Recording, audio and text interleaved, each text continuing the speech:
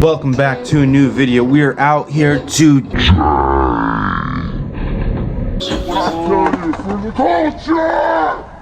What are we doing today? We are making names for t-shirts. Shout out to my homie Mike, a different Mike. I know a lot of Mikes, I know a lot of Joshes, and I know a lot of Jeremys. For some weird reason, I know a lot of them. But shout out to Mike that provided me with this job with the t-shirts. He works for a painting company and his boss needed uniforms made, and he hit me up and asked me if I can make their uniforms. So today I am cutting out their names. The front of the name, well, not the front of the name, but the names that are gonna go on the front of the shirts for the uniforms. And I'm waiting on the t-shirts. The t-shirts should be delivered here today sometime. So if you're new to t-shirt making, right now I'm cutting out the t-shirt, the names for the t-shirts out of, it's called a heat transfer vinyl.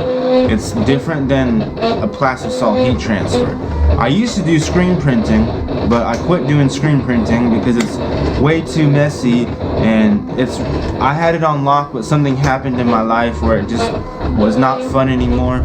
This way is the way that I started making t-shirts when I first started doing t-shirts, with a vinyl cutter and the computer, and I just converted back to my old ways because why fix something that's not broken?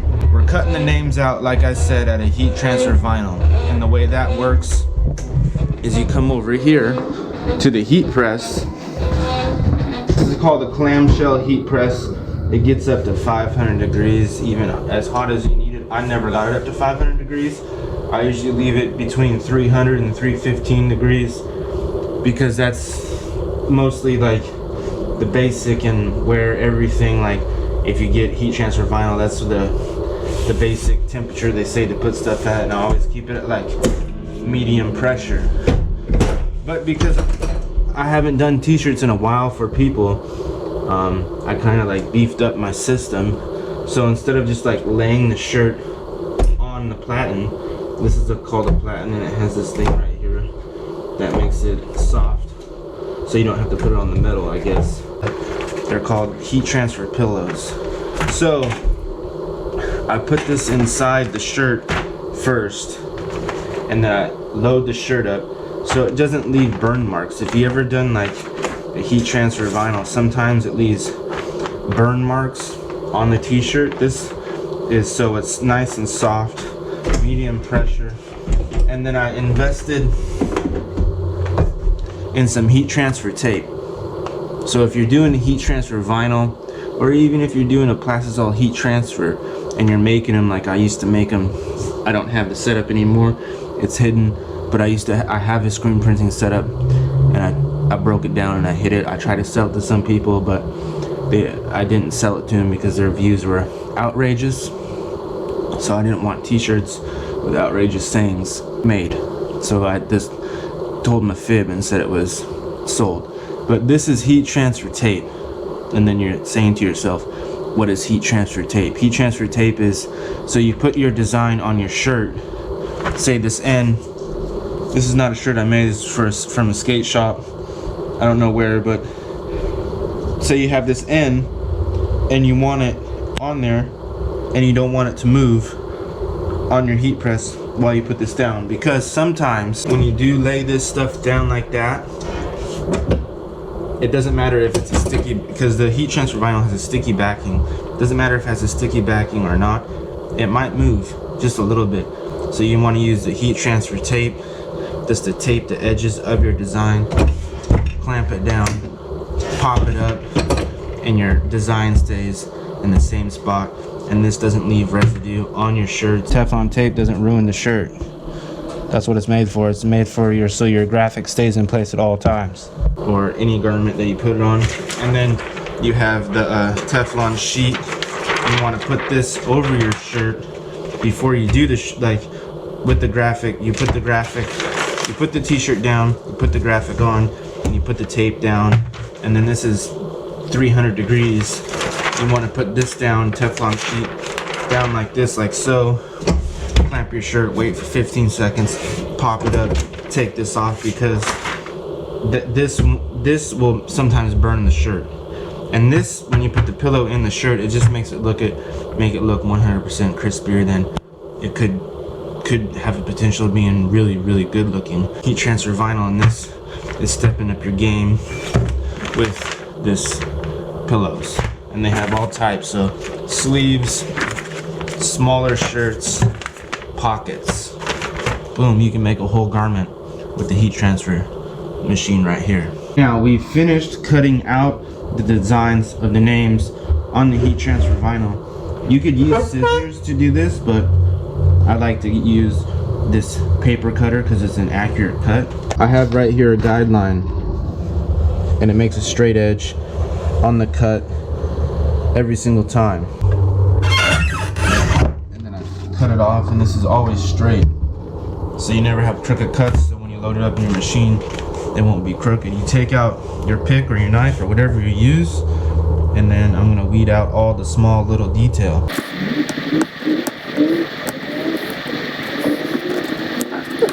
We got that off. There's little things that you gotta take out still sometimes that don't come out with the weeding process, but that is okay. It's really not that hard. We can individually cut them out.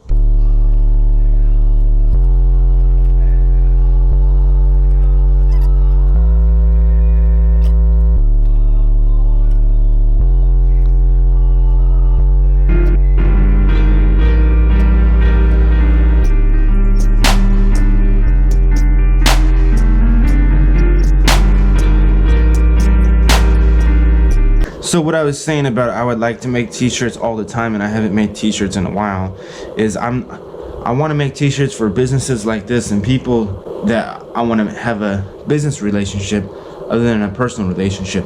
Yeah, it's cool to make shirts for your homies. That's something that you already made. Like if I made a shirt that says Crusaders on it and they want to buy one, that's cool. Friends and business, I figured out from experience, doesn't really mix that well. Kind of makes everything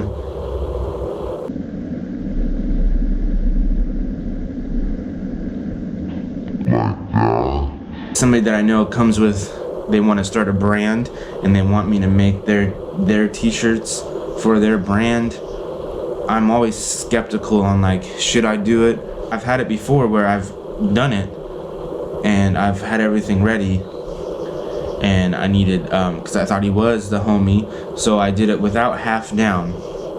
So I got everything set up ready without money, half down, and then when I told him how much it cost, he like bailed out. That's not cool. So that's why I don't do business with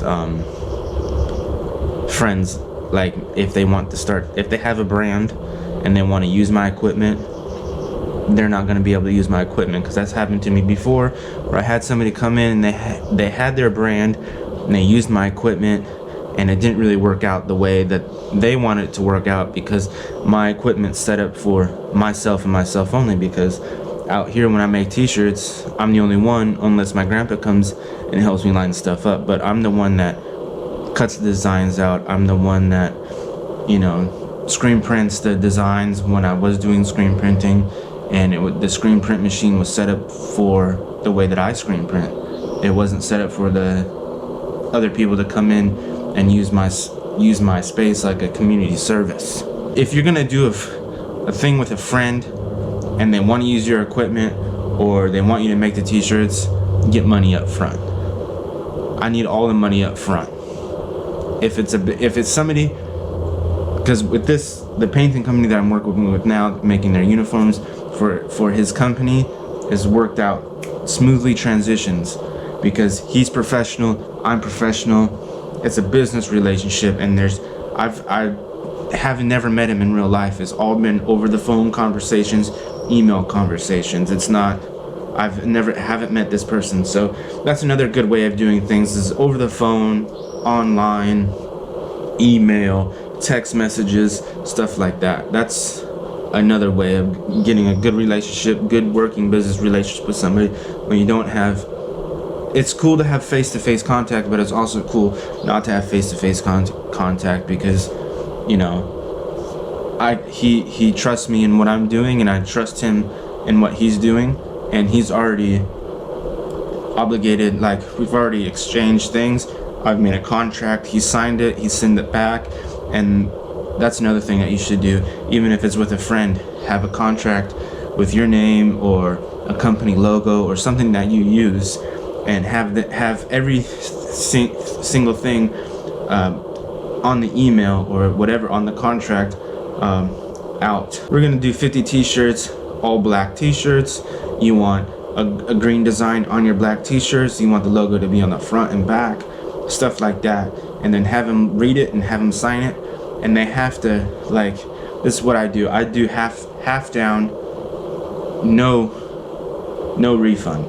What that means is if I set up the design on my computer, I make the design into the right file for my computer, I cut out the design on the final transfer, or I make the design and I send it out to the people that do the plastisol heat transfer for me. So I charge you up front for the materials.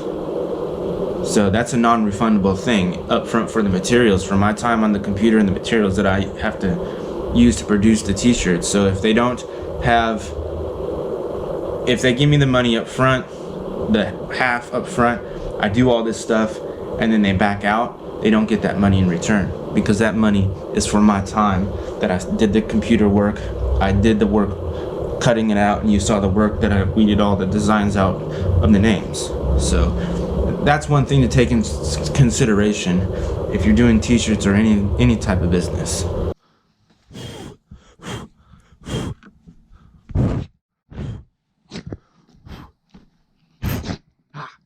Sneezy. Ah.